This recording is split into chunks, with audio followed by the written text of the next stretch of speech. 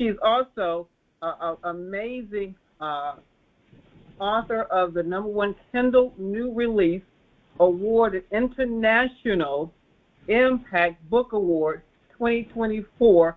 Her book is called, if you want to write this down, The Magic of Dreaming Big, Acting Small, and Achieving Success. And until this day, she has touched over 2,000 lives, over 2,000 hours on stage on 3 continents. And so I want to ask everyone who can just,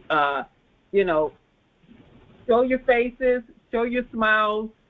This is going to be a great opportunity to take notes. You want to have your pen and paper because gratitude is powerful on your brain and also for your body and for your relationships and everything in your life, okay? No further ado, Ms. Dominika, you can take your stage. Well, hello, and welcome on this beautiful Saturday morning. I don't know where you guys are from, but it's an overcast here, and I'm super grateful to be your guest. Who am I? My name is Dominika, and the truth is, I'm just as imperfect as every one of us is. And I remember one day I was living in a beautiful apartment, and I had my 2 daughters. They were tiny babies, they're twins. And I just came back from this amazing event.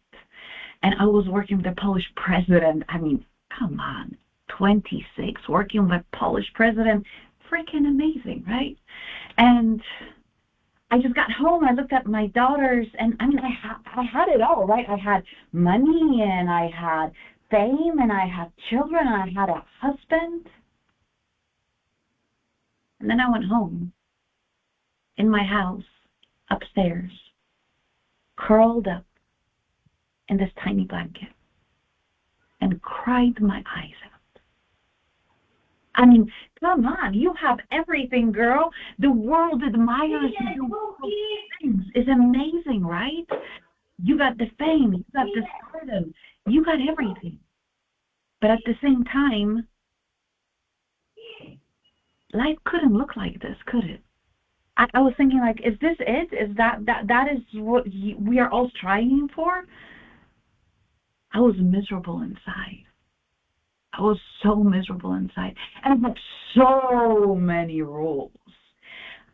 I felt liked when somebody was nice to me in a way that I thought they should be nice to me. I felt grateful when it met my standards of excellence. But see, nobody knew my standards of excellence. And despite me doing amazing things in the world, having 3 degrees, I was miserable. Later on, I went out and my life has drastically changed. I got literally shunned from my own country. I was told that I can do what I'm told, or I can not ever have a job. And because my integrity was so important to me, I decided that I am going to keep my integrity. I will not say what they tell me to say. I will not bend. So I lost everything. I lost my house. I lost my company. I lost the job. And all the friends came flocking. Dominika, come on, we'll hire you. We'll wait this out. I'm like, we can't. I would never put you in danger. I would never put you in a situation where, what if they have a list and they'll come after me and they will hurt you and your family and other people will lose jobs? I can't take that risk. So I bought a ticket for myself at age of 40, took my suitcases, just 2 of them, left my whole life and landed in the U.S. And I'm telling you this because through all this time, I did not have any gratitude or joy. I was frustrated, angry, and I was so powerful. I was this power woman, you know. I was more powerful and more masculine than Arnold Schwarzenegger. And I think I felt the misery of the whole world. So when I was in the U.S., I got some more degrees, And then I run into Dr. Daniel Amen and Joseph McClendon III. If you don't know who that dude is, you got to check them out, okay? Joseph McClendon III is a PhD in neuroscience psychology. And he paired up with this amazing human, Dr. Daniel Amen, who's a neuropsychiatrist who believes in merging the natural ways that are scientifically proven with medicine and finding the best way, and always starting with the simplest things and then graduating to more and more advanced techniques. Well, I was asked to talk about gratitude and celebration because I'm not going to say I'm a queen of gratitude yet, but I'm definitely a princess. I got my degrees in Neuroencoding Institute. I'm a dual-star elite neuroencoding specialist, which means I create body-head connection. I look at your blood work. I look at a lot of things. And then, with Dr. Daniel Amen, I studied, and I still study, for the last 4.5 years. And now I have the privilege of being a mentor for other coaches at Dr. Amen University. And by now, I have touched over 1 million lives when I appeared on Fox show, Chelsea show, and I have the privilege of coaching and working with people on 6 continents, okay? And you know what? We're all freaking the same. We all suffer with lack of gratitude, lack of joy, lack of happiness, and we're stuck in procrastination, hesitation, fear of failure, fear of success, self-doubt, self-loathing, overwhelm, depression, PTSD, anxiety, ADHD. But one thing we don't realize, that we can rewire our brain based on science, no woo-woo stuff, no crystal stuff. And it was funny when I was listening to Beverly, she was talking about those beliefs and placebo effect. Well, placebo effect is not as effective. That's why some medication doesn't go into production, because placebo is stronger. And there are so many studies, absolutely very. So I'm a mentor at Dr. Amen University. I'm a brain coach, and I work with people all over the world, here, UK, Nigeria, because the truth is, we are all the same, and we all have the same brains. The circumstances might be different, but how your brain works, it is the same. So welcome to the day of scientific approach to gratitude and scientific approach to celebration. Gratitude doesn't exist, and you cannot pass it on unless you really feel it. And if we as women especially go, oh, you have a pretty dress, oh, thank you, and you move on, that doesn't do anything for your brain. Nothing. And we have scans, and I'm going to show you one of the scans of the brain, what happens when you actually feel gratitude. See, when we talk to people, we say, oh, I'm grateful. You're not grateful, dear. You're not. What happens is you just say the word. To feel grateful, it has to be an emotion. You have to stop. You have to breathe. And the moment you dismiss a compliment, the moment you dismiss nice things that happen to you, you literally train the world not to do it again because it didn't feel good. So then you go, why men, why women, why my kids don't do something? Because they didn't feel it. When we have somebody's full attention, we literally explode with joy. Why is that? Well, we have something called mirror neurons in our brain, and those mirror neurons pick up true emotions. And then you feel what that person is feeling. That's how we connect as humans, and it's biology.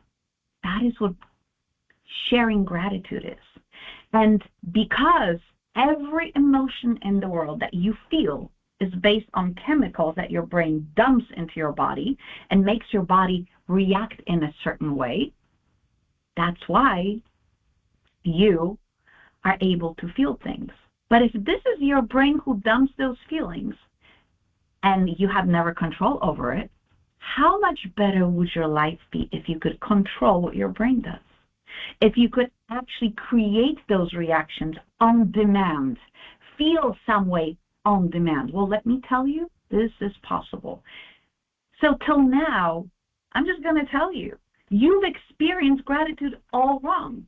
You were dismissive about it, so it didn't work. So I want to invite you next time somebody says something nice, take a deep breath, stop, look at that person, connect, use the mirror neurons in the brain, and feel what you want them to feel when they're being nice to you. That is how you create a strong neural pathway in your brain. And that neural pathway is key because if you practice long enough, it becomes your default behavior. And your default behavior is your autopilot. Now, till today, most likely, you have never done any programming of yourself. You know, when somebody, let me tell you my story, okay? That is so me. I was a queen of rules, okay? I was a queen of rules, and I basically made my life miserable. Nobody else did, but I thought they did. I blamed everybody around. So what did I do? You know, this magic thing? So when I would text somebody, I would ask them a question. In my head, according to my rules and my behaviors, I would expect an answer within 30 minutes all the time.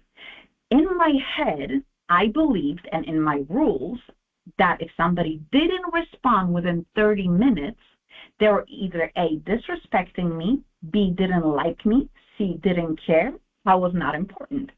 Now, funny enough, nobody knew those rules but me. So I set up the whole environment for failure, forgetting that people might be busy, they're doing something. So when I wouldn't see the answer within 30 minutes, I would get all worked up inside, and my brain would go on this automatic tangent. Yeah, they don't like me. Yeah, I'm not important. Yeah, as usual, they're ignoring me. Yeah, everybody ignores me. What and beep, beep, beep, beep, and all those things that go into your head. So when they did call back or text me back, I was already angry. I was already frustrated. And that did come out through because of what? Mirror neurons that were communicating with theirs. And they would go, what is wrong with you? Why are you so pissed off, right? They didn't get the idea. The moment the rules disappeared, and the idea was that I was grateful that I had the ability to communicate. And there was no expectation, which is connected to gratitude, there was no expectation of a response or a specific response or of anything. I was just grateful that I could do it, that I have two hands, I have a phone, I can afford my payment, and I said something that I wanted to say. That itself gave me joy, which meant I wasn't putting any rules or binds on anybody else around me. I was responsible for my joy. And gratitude is just that. Your brain literally craves feeling good because it is programmed, not by you, but by nature, to feel bad. There's something called reticular activating system in your brain, which basically is searching for threats constantly. And if you allow that to happen, like, oh, they don't like us, they think that, the moment it's generalized, you lose control. But we're going to get to that. So starting now, I want you to do gratitude the right way. Every time something good happens, I want you, A, to stop, B, take a deep breath in, C, put a smile on your face, and if you're interacting with the person, give them 4 seconds because they will feel seen and they'll remember that for a long time. Well, imagine giving somebody 3 seconds of your time, looking them in the eye, smiling, taking a breath and saying, thank you. I really appreciate that. They will light up. You'll make their day. And what we'll do, that will reciprocate. You will really, really feel gratitude. And that is so important because gratitude does not work unless you truly, deeply feel it. So then, there's a difference between feeling grateful and saying that you're grateful. And I hope you just saw that in my presentation and in what I was saying, because feeling grateful is something that actually activates your brain, activates oxytocin, activates, which is oxytocin is the happy hormone that allows you to feel relaxed and chilled. So if you have a husband, boyfriend, or a daughter, or a girlfriend that they're just relaxing and chilling, they have too much oxytocin in their brain, there's not enough of dopamine. Dopamine is the pursuit chemical. Oxytocin is the happy, I'm great the way it is. Life is so great. But again, it's your brain. You get to program it and change it. That's amazing. You're not stuck with it if you choose to. So creating feelings on purpose trains your brain to react in a certain way. And I don't know if you guys know this, but there's this little, a rhyme, not a rhyme. And I'm going to show you because I want you to see it, right? So as you think, so you feel. As you feel, so you do. As you do, so you have. Now, before as you think comes as you believe. And that is created not by you, but society, your brain, and a bunch of other things that we're not going to go into because we're talking about gratitude and joy. But there is a lot coming in. And until you dismantle your beliefs, you cannot control your life. If you don't at least understand them, that they are there, and what are they, and what are the rules for those beliefs. But if you know that as you think, so you feel, as you feel, so you do, as you do, so you have, that means as you have, so you do, as you do, so you feel, as you feel, so you think. There is a process. And if you understand the process, you can break the pattern of being ungrateful or angry and go into gratitude at any point. Everything is logical. The antidote to anger is logic. But we're not going to, again, go into this because we're talking about gratitude. So I hope this kind of shows you how different that is, this approach. We're taught to be grateful. So what is gratitude? Gratitude is activating your brain in a certain way. It relaxes you. It offsets your anger and frustration and cortisol levels, which is the stress level. But what it does, it trains your reticular activating system called RAS. And RAS is so important because what gets you all worked up and when you're anxious and stressed and angry and frustrated and in fear, that's the same part of your brain overactive. It's called amygdala. And that part of your brain lights up like a freaking Christmas tree. And then you lose control because it shuts down your prefrontal cortex, which is the decision-making, planning, analyzing, and it activates your limbic system, which is the emotional system, and you're just in disarray. So gratitude, it is practice of training your thoughts, feelings, and emotions so you can use them like this. So when you're feeling something is coming up, that's your antidote. What can I be grateful for? What can I be grateful for right now? And that question should be practiced on a daily basis. So, beautiful example by Brenda. She said, okay, what can we be grateful for when the system was going haywire? Well, we can be grateful that somebody had some ideas and was supporting us. We can be grateful that we found a solution. We can be grateful that nobody got angry. We can be grateful that people came back. I mean, there are so many things you can be grateful, but we're going to go back to this. We don't want you to be grateful. Go, oh, I'm grateful. We need you to stop, take a deep breath, feel it, and really feel grateful. When I practice gratitude in the evening to kind of train my brain, I get myself to the point of crying out of gratefulness. And that is the key. It cannot be a superficial feeling.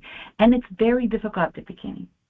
And when I practice gratefulness, and I've learned that from Master Co, he's not a scientist, but he's pretty well known, pranic healing, top whatever, I have no clue what, but he's like a high up there. And one of the things he said, what we do wrong about being grateful is that we repeat the same thing over and over. When you keep repeating the same thing over and over, it doesn't do good for your brain. It doesn't change your reticular activating system. So what you need to do, my dear gentlemen and ladies, you need to find every day something that you never found before. So, for example, I walked out, and there was this gentleman, he held the door for me. So I turned around, I looked at him, and I'm like, thank you. I'm so grateful. And then when I got home, I wrote that down. You should have seen that man's face light up when he was noticed and seen when I say, thank you. I'm so grateful. Out of the blue. Then there was another lady who showed me where to go in an aisle in a store. I was grateful for that.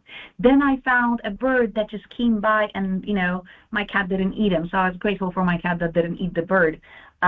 So every day, find something not typical. So what happens is you train your brain to look for specific things, because reticular activating system is also responsible for your beliefs and your identity. And when you train to look for things that are not, if you keep saying, oh, I'm grateful for my family, I'm grateful for my job, I'm grateful for love, I'm grateful for who I am, it becomes automatic. There's no emotion in it. So to grow your ability to be grateful for things, find one thing a day that was out of the ordinary, you would never say, and make sure you don't repeat the same thing for at least 3 months. And trust me, you'll be doing great for 7 days. Everybody does great in 7 days. And then they ate, they're like, crap, what am I grateful for? Like, I did that, I said that. Why? Because your memory and your emotions usually work on the surface level. You have access only to basics. We need to go deeper. We need you to go deeper and feel that gratitude deeper for the brain to actually do what it's supposed to be doing. Okay, so how do you show that you're grateful? And how do you feel that you're grateful? Do you really know how do you feel when you're grateful? Like, what is the feeling? Is it burning here? Is it your body vibrating? Is it the full excitement? Do your eyes get bigger? Do you breathe deeper? Do you breathe shallow? Do you sit up differently? Do you put your shoulders back? Do you feel light? Do you feel heavy? What is that feeling? Because, see, unless you name it and unless you recognize it, you're unable to harness it. The only thing your brain can repeat, and brain is very logical, is when it finds a sequence and logic goes, okay, this is what it is. That's what I'm going to name it. This feeling is that. So what it does, then it starts looking for that feeling. And if you can name it, and if you can bring it up every time when something happens that's tiny, not a big deal, right? You got a flower, or somebody called you that you've never spoken, or you got a text message from somebody that you really like with, I don't know, a heart or a smiley face, whatever that might be. Use that to create feeling of gratefulness that you will be able later on to recognize like this. That's training your brain. That's training your nervous system, because it is your nervous system. It's nobody else's, and nobody, if you train it well, will be able to hack that and make you feel any other way than what you choose. Trust me. Now, are you ever going to achieve perfection? Probably not. But is it worth doing and feeling less stress, less overwhelmed, less anxiety? I think it is. So next, to the basics for feeling grateful, you need to be present, you need to be aware, and you need to feel. Those 3 components are mandatory for your brain to recognize feeling grateful. And there was a study, really cool one, done by Dr. Amen. They scanned brains of people praying, and then I'm going to say truly praying, and then meditating. And they have found that the brain starts rewiring and experiencing more joy and kind of recalibrating when people truly pray and truly are meditating. And it doesn't matter how long it is. It can be 3 minutes, 2 minutes. But so often I see people, let's hold hands. Dear God, thank you, blah, blah, blah, blah, blah. Oh, amen. And they start eating. None of them feel anything. If you don't feel, it is an automatic behavior that is not serving you. So make sure. Now, this is the cool part. I'm going to geek, okay? So I'm a brain person, and I love brain stuff. Take a look at this. So grateful versus fearful. Now, what you see on here are two brains being scanned. This part is prefrontal cortex, and over here we have amygdala. Now, this is a scan of a brain of a person who was thinking about being grateful and thinking about joy and beautiful things in life. And then you have this one where people were in fear mode. They're afraid. Notice that there are many more holes. Now, the brain doesn't get holes, just to make you feel better. That shows lack of blood flow, lack of nutrient flow, and oxygenation in that part of the brain. Look how much worse it is. And see this hole? See over here how much deeper the holes are? This is what happens when you go into fear. Your brain literally shuts down all the normal functioning and just keeps you safe, which means you have no access to communication, you have no access to planning, you have no access to good decision making, you have no access to deeper thinking. There's so many things happening when you're not grateful. So practicing gratefulness is a phenomenal way for the brain to have a healthy brain. And a healthy brain, as you guys know, or if you don't know, now you do, is basically what creates your personality. And if your brain is unhealthy, so for example, not from a grateful side, but if your left temporal lobe has been hit in the past, when you were a kid, fell off the bike, it is very possible that you'll have aggression issues. And it's not your personality, it's your brain. Your brain doesn't have enough blood flow and nutrients, so it's not functioning properly. So it rewired itself so it can do something. And in the end, it results in a personality and behavior. Very often, aggression and anger are not a personality trait, they're brain health issues.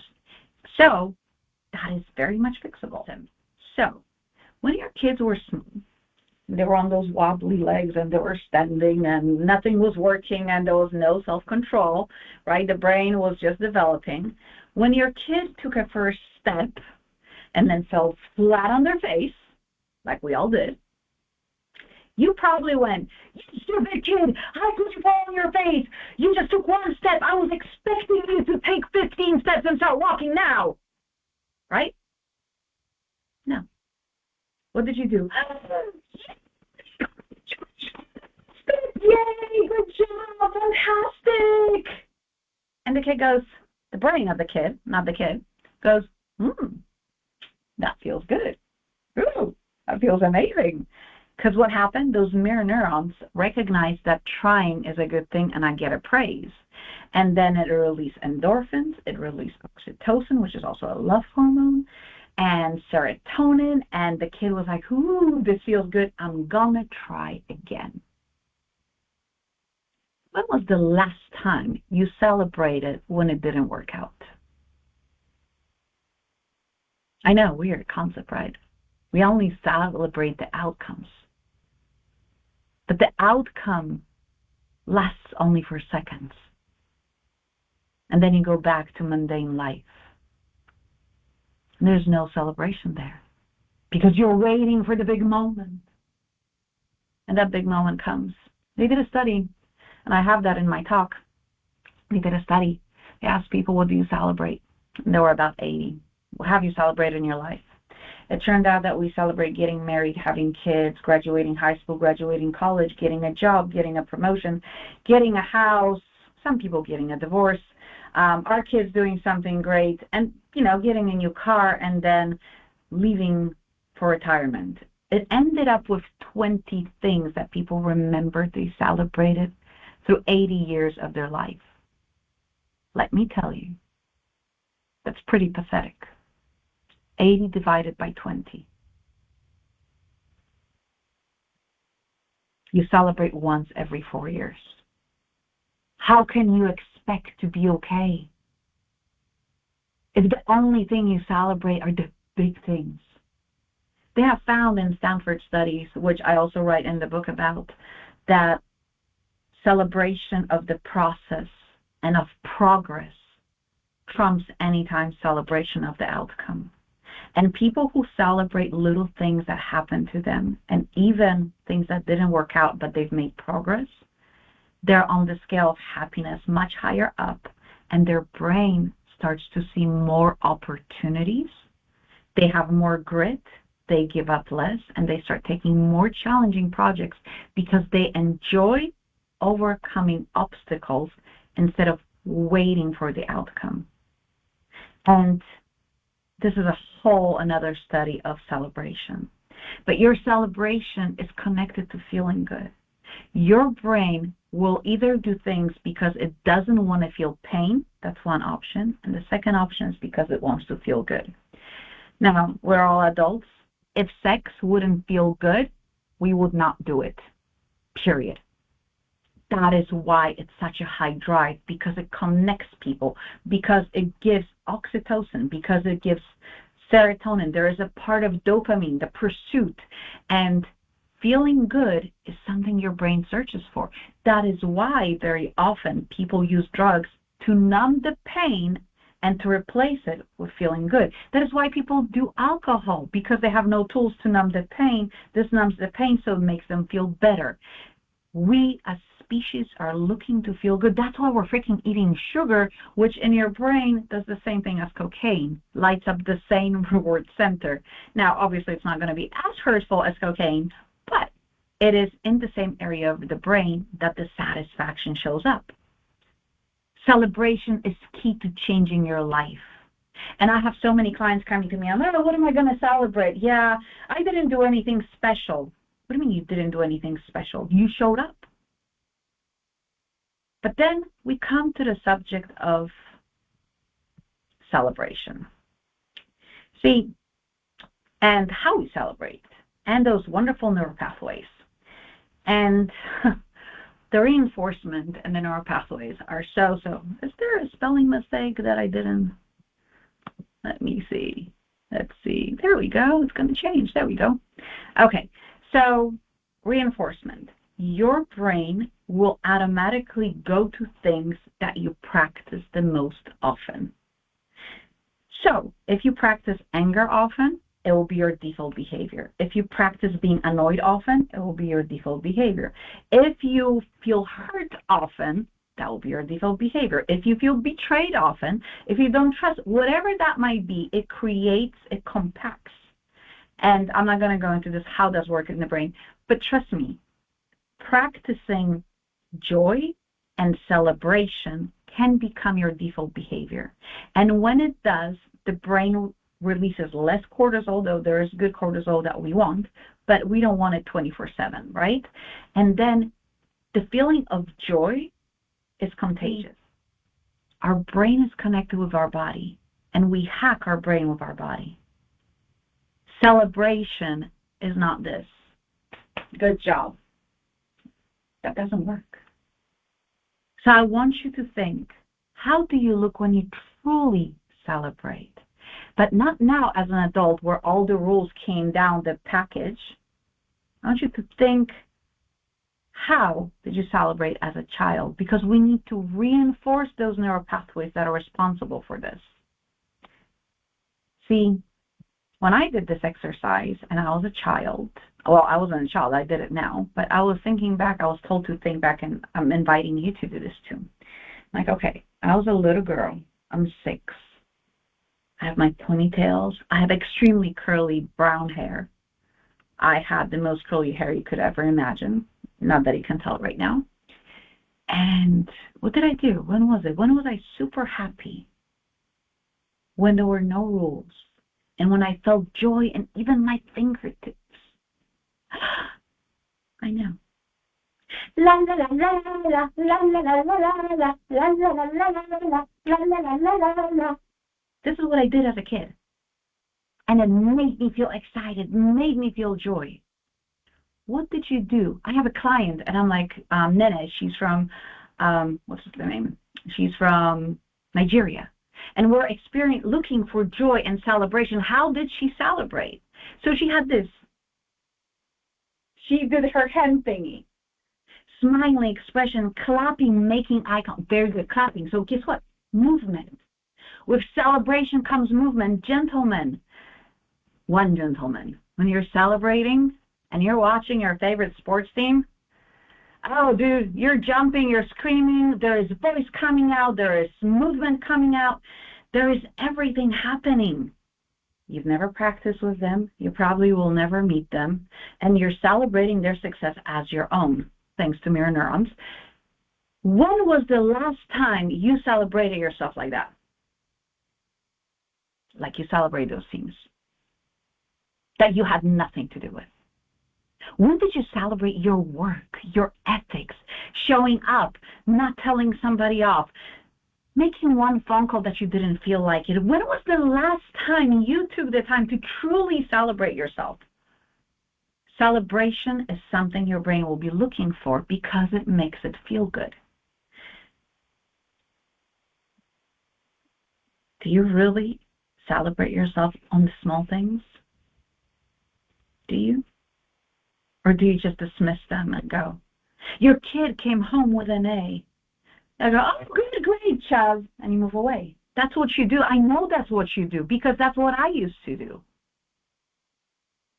You dismiss their hard work and success, not because you're a bad parent, but because they did that to you. But that's no excuse. That is no excuse. You are now responsible for creating joy and gratitude and making that person feel seen. Does your child celebrate good grades? Celebration is absolutely key, and not of the big things. Actually, not to get burnt out, we usually don't celebrate the big things at all or very rarely because that has too much dopamine release, and then you get addicted to the chase, not the process. But that's a different story. Again, your brain is a very fascinating thing, but because we know so much about it, we can start controlling it, and then we can create the psychology and behavior in life that we want, and we are in control most of the time. So I invite you to go back in your memories and remember how you celebrated as a child. Did you celebrate showing up at this early hour here at the call and doing the work and answering, and you're doing it despite other people might be in bed or doing other things? You're here. You're here. Celebrate that because you made yourself a priority. You wanted to learn something to make your life better. That is definitely worth celebrating. So wherever you are, celebrate. Celebrate. Move around. There's no celebration without movement. Your brain cannot feel and create a neural pathway just by thinking. It has to include movement, especially in real life, at least at this basic level. There are other practices that we can teach that will help you feel and release the proper chemicals without any movement. But that takes a lot of work. We remember every time you remember the past. Every time you remember an event, you strengthen that pathway. And at the beginning, your events are like here, something happened in the past, right? It's off the grid. It's very hard to remember. But then the moment you start remembering, your brain brings it closer and closer and closer and closer and closer and closer, and then it's immediately available. And when it's immediately available, you create a very strong neural pathway, almost like a highway. I know for a fact, and you don't even need to answer this, that when something bad happens to you or it makes you feel like crap or sad or angry, you will go to every person and you will tell them every person you can because you're looking for empathy. You're looking for understanding. But when something great happens, you might tell one or two people. Why? Because you don't want other people to feel bad because you're happy. See, we're taught that being joyful and happy is something bad. I am a very bubbly person when I'm in my kind of the way I like to be, right? I have bad days too, don't get me wrong. I'm no perfect, and if I gave you an impression that I'm perfect and I have this all wrapped up, no, I'm still practicing and still getting better at it. But I'm a little bit ahead of you. That's why I get to share this with you. And I do videos, educational videos about brain science and little tips and tricks, and I always laugh that if people would do what I tell them in videos, I would be out of a job. But I'm not, because they listen and they keep scrolling and they never put into practice. But to that point, I'm Polish, In Poland, being professional means being serious and not smiling. So when I started doing my videos and being excited and bubbly and happy, my mom would call me from Poland. She goes, I don't really know exactly what you're saying, but you cannot be this happy. People will not trust you. People will not like you. They will not take you seriously. Can you imagine considering joy, considering excitement, being bubbly as being stupid, not professional? You do the same thing in your life because you deprive yourself of joy and celebration in case somebody might feel bad. Is it your responsibility or is it their responsibility to feel great for you or not care at all? But your responsibility is to make yourself happy. Nobody's responsible for that. And nobody's responsible for your celebration but you. And nobody's going to celebrate with you unless you teach them how it's done. That is so important, guys.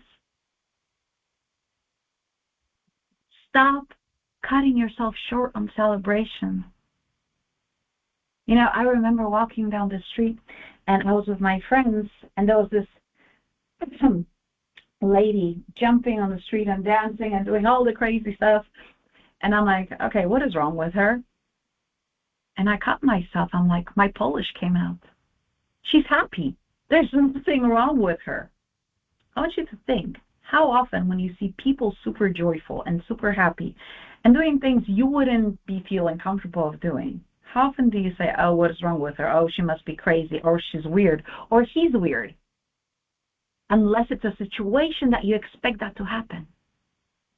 We normalize feeling sad. When we see people on the street depressed, sad, with their head down, we're empathetic with, yeah, they're having a bad day. Nobody thinks it's weird.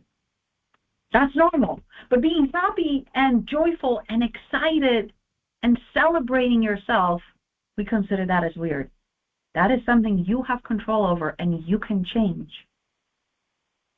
Because your brain needs celebration. It needs to be reinforced with the good things, reinforced with the good memories. And nobody's saying ignore. It's not going, oh, yay, my grandma just died, how fun. No, that's not what I'm talking about. But if you did make those phone calls you planned, if you did show up on a call, if you did make an amazing dinner, celebrate yourself. You put in effort. It felt good. Reinforce that. Remember, create a strong neural pathway. So find your celebration, right? Now, if you ever want to learn more about achieving success and celebration, then please scan the QR code. You can get it on Amazon or on Kindle. It's a price of coffee, so you're not going to go bankrupt. And there are a lot of exercises and more things I've spoken about. And now I'm going to just show you the little thank you part. If you ever want to follow me, you can go into Your Brain Coach D anywhere, Facebook, Instagram, LinkedIn, YouTube. It's all available. Okay. Well, it was an absolute pleasure. Thank you for having me. It was an honor. And again, if you guys want to find me or follow me, you can go to Your Brain Coach D on Instagram, on Facebook, on LinkedIn, on YouTube. Everywhere you go, it's Your Brain Coach D. And I'm honored, and I hope you guys will walk away with some tools that you will actually use, because knowledge is not power. Using knowledge is. Thank you so much.